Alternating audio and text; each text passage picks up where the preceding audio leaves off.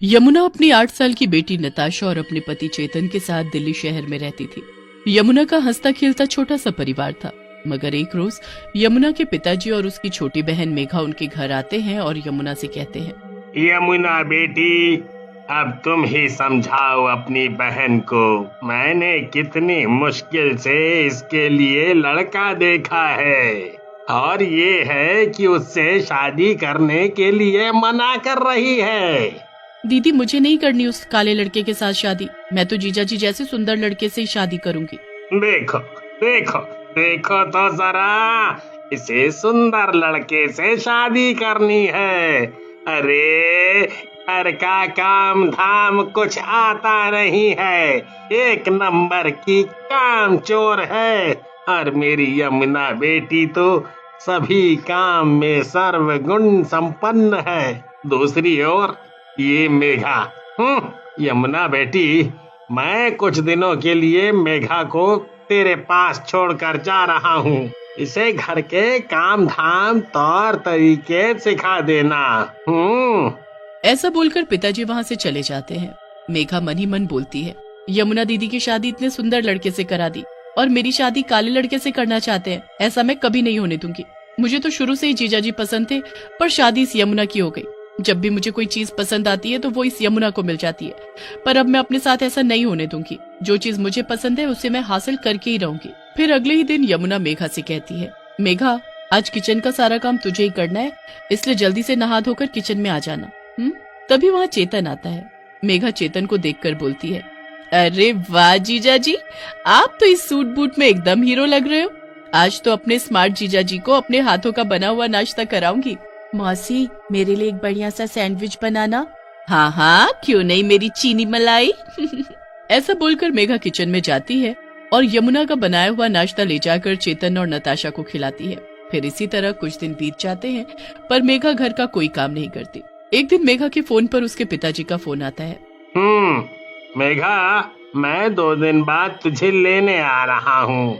मैंने कालू राम से तेरा रिश्ता तय कर दिया है और कुछ दिनों में उससे तेरी शादी है, इसीलिए अपना बैग पैक करके तैयार रहना। मेघा को पिताजी की बात से बहुत गुस्सा आता है। कुछ भी हो जाए, मैं उस कालू राम से शादी नहीं करूंगी। अब तो इस दीदी का भी कुछ करना ही होगा। जब देखो मेरे पीछे पड़ी रहती है, कभी खाना बना, कभी पोछा लगा। अगले दिन मेघा यमुना को सीढ़ी से धक्का दे देती है। सीढ़ी से गिरते यमुना की मौत हो जाती है। यमुना की मौत के कुछ दिनों बाद ही मेघा अपने पिताजी को अपनी बातों में बहला फुसला कर चेतन से अपनी शादी करने के लिए मना लेती है और फिर कुछ ही दिनों में चेतन और मेघा की शादी हो जाती है। शादी के कुछ दिनों तक तो सब ठीक चलता है, पर कुछ दिनों के बाद मेघा को घर के काम करना अच्छा नहीं लगता। उसे तो बस फोन में गेम खेलना और अपनी सहेलियों से गप्पे मारना पसंद था। एक दिन नताशा मेघा से बोलती है, मौसी, ठंड का मौसम शुरू हो गया है। मुझे ठंड में पहनने वाले अच्छे से स्वेटर और जैकेट चाहिए और मस्त से शूज भी। नताशा, कितनी बार कहा है कि अब मैं तेरी मौसी नहीं माँ हूँ माँ, पर तू है कि समझती नहीं। एक तो मैं पहले ही इस गर्मी के मौसम से दुखी थी और अब ये ठंड का मौसम। हाय रे, सुबह सुबह ठंड में उठो, खाना बनाओ, घर का काम करो। मेघा की बात सुनकर नताशा को हंसी आ जाती है और वो जोर जोर से हंसने लगती है। नताशा की बच्ची, तू क्या खड़े खड़े दांत दिखा रही है? अब से तू भी घर के काम में मेरा हाथ बटाएगी। फिर क्या था, जैसे ही चेतन ऑफिस के लिए घर से निकलता, मेघा नताशा से घर के काम कराया करती। एक दिन जब चेतन ऑफिस से घर आता है तो वो मेघा से कहता है, मेघा, आज तो बाहर बहुत ज्यादा ठंड है। एक काम करो, तुम जल्दी से मेरे लिए पहले एक कप गर्मा गर्म कॉफी बना दो।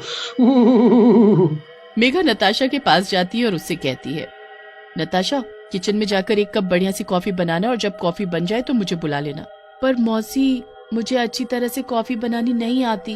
तुझे तो बस जुबान चलानी आती है, पर कॉफी बनानी नहीं आती। चल अब जल्दी से कॉफी बना, नहीं तो तेरे लिए अच्छा नहीं होगा। और हाँ, अगर तूने अपने पापा से कुछ भी कहा तो तेरी खैर नहीं। हाँ। नताशा बेचारी मेघा के डर से कॉफी बनाती है और जब कॉफी बन जाती है तो मेघा कॉफी ले जाकर चेतन को देती है। चेतन जैसे ही कॉफी पीता है तो बोलता है, अरे वाह मेघा, तुमने तो बिल्कुल यमुना के जैसी ही कॉफी बनाई है। सच में मजा आ गया कॉफी पीकर। अजी, मैं कह रही थी कि शादी के बाद से हम लोग कहीं घूमने नहीं गए। क्यों ना इस ठंड के मौसम में कहीं बाहर घूमने जाया जाए। और ज्यादा ठंड पड़ने की वजह से नताशा के स्कूल की छुट्टियां भी आगे बढ़ा दी गई हैं। मगर मेघा, मुझे तो कल ही ऑफिस के काम से मुंबई जाना है, और वो भी 1 हफ्ते के लिए। पर तुम उदास मत हो, मैं मुंबई से आते ही तुम दोनों को शिमला लेकर चलूंगा। मगर मेघा, मेरे जाने के बाद तुम नताशा का ठीक से ध्यान रखना। अजी आप चिंता न करो, मैं मेघा का बहुत ही अच्छी तरह से ध्यान रखूंगी। फिर अगले ही दिन चेतन मुंबई के लिए निकल जाता है और उसके जाते ही मेघा नताशा से कहती है, नताशा बहुत मजे कर लिए तूने, अब जा जरा बाजार से सब्जी लेकर आ। मौसी बाहर तो बहुत ठंड है, इतनी ठंड में अगर मैं बाजार गई तो मेरी आइसक्रीम बन जाएगी। हाँ, और वैसे भी माँ मुझे इतनी ठंड में कभी बाहर नहीं जाने देती थी। बहुत बोलती है तू, अब ध्यान से सुन मेरी बात। अगर तू बाजार से सब्जी नहीं लाई ना तो मैं तुझे आज खाना ही नहीं दूंगी, और तो और तुझे घर में भी नहीं घुसने दूंगी। फिर खड़ी रहना बाहर ठंड में। नहीं नहीं मौसी, ऐसा मत करना, मैं अभी बाजार से सब्जी लाती हूँ। अगले दिन मेघा नताशा को सुबह सुबह उठाती है। देखो तो इस लड़की को, अभी तक सोई पड़ी है। अरे नताशा जल्दी उठ और किचन में जाकर मेरे लिए बढ़िया सा नाश्ता बना कर ला, और नाश्ते के बाद घर का झाड़ू पोछा भी अच्छे से कर देना। तेरी माँ यमुना भी हर वक्त मेरे पीछे ऐसे ही पड़ी रहती थी। खाना बना, पोछा लगा, कपड़े धो, दिमाग खराब करके रख रखा था उसने मेरा। अच्छा है मर गई। फिर क्या था, बेचारी नताशा को मेघा के बताए घर के सभी काम अकेले ही करने पड़ते थे, और वहीं दूसरी ओर मेघा पूरा दिन आराम करती। नताशा किचन में खड़ी होकर रोने लगती है और रोते हुए अपनी माँ को याद करते हुए बोलती है, माँ माँ मुझे छोड़कर क्यों चली गई? मौसी बहुत बुरी है माँ, जब आप मेरे पास थी तो मुझे कभी घर का कोई काम नहीं करने दिया। मुझे आपके पास आना है माँ, आपके पास आना है। नताशा को बहुत ठंड लगती है, इसलिए वो नाश्ता बनाकर अपने कमरे में सोने चली जाती है। कुछ देर बाद मेघा अपने कमरे से बाहर आती है और देखती है कि नताशा ने घर का कोई काम नहीं किया है, तो वो गुस्से से नताशा के पास जाती है और उसे बिस्तर से उठाकर बोलती है, घर का सारा काम पड़ा है और कल चेतन भी मुंबई से घर वापस आने वाले हैं और तू एक ही बिस्तर में लेटी पड़ी है। फिर मेघा नताशा का हाथ पकड़कर उसे घर से बाहर निकाल देती है। अब खड़ी रहे इस कड़कती ठंड में। मरने के बाद यमुना एक चुड़ैल बन गई थी। यमुना चुड़ैल के रूप में दूर खड़ी होकर अपनी बेटी को रोते हुए देख रही होती है। हे भगवान, मेरी फूल सी बच्ची को मेरी ही बहन ने इतनी ठंड में घर के बाहर खड़ा कर दिया है और मैं यहाँ दूर खड़ी होकर उसे रोता हुआ देख रही हूँ। हे भगवान, मैंने कभी किसी का बुरा नहीं किया, फिर मुझे और मेरी बच्ची को ये कैसी सजा मिल रही है? ऐसा बोलकर चुड़ैल अपनी बेटी के पास जाती है। नताशा चुड़ैल को देखकर बहुत डर जाती है। चुड़ैल, हे भगवान मुझे बचा लो, प्लीज मुझे इस चुड़ैल से बचा लो। मेरी बच्ची तुम डरो नहीं, मैं हूँ तुम्हारी माँ। मरने के बाद मैं एक चुड़ैल बन गई और तुम पर यूं अत्याचार देखकर मुझसे रहा नहीं गया, इसलिए मैं तुम्हारे पास आ गई। माँ, मौसी बहुत बुरी है, वो हमेशा मुझे डांटती रहती है और घर के सारे काम भी मुझसे ही कराती है और मुझे पापा से कुछ भी बताने नहीं देती है। मैं सब जानती हूँ मेरी बच्ची, आज जो मेरी हालत है उसकी जिम्मेदार भी मेघा ही है।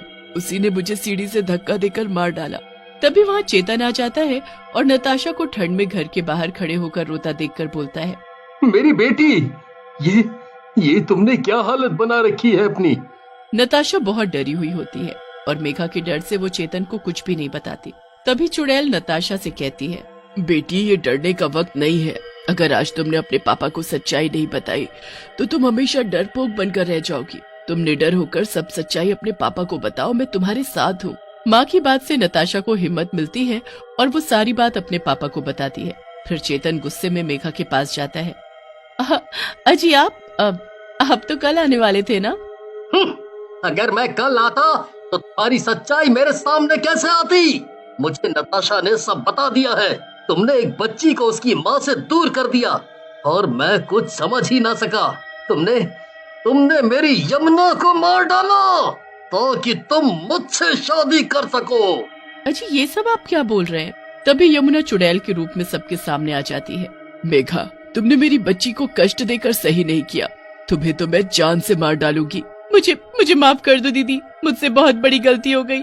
अब से मैं नताशा का अच्छे से ध्यान रखूंगी। फिर क्या था, चेतन तुरंत मेघा को पुलिस के हवाले कर देता है। मेघा को सजा होते ही चुड़ैल भी वहाँ से चली जाती है। अब चेतन अकेले ही अपनी बेटी नताशा का बहुत अच्छे से ध्यान रखता था। उसे माँ और बाप दोनों का प्यार देता था। मेघा के चले जाने से नताशा भी बहुत खुश थी।